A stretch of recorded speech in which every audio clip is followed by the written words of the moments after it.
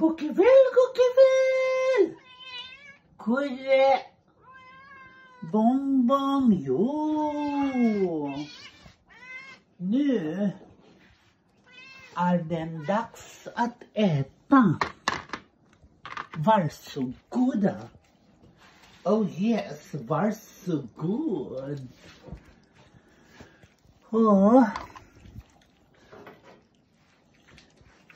Vi är just hemma och bara lugnt och ro.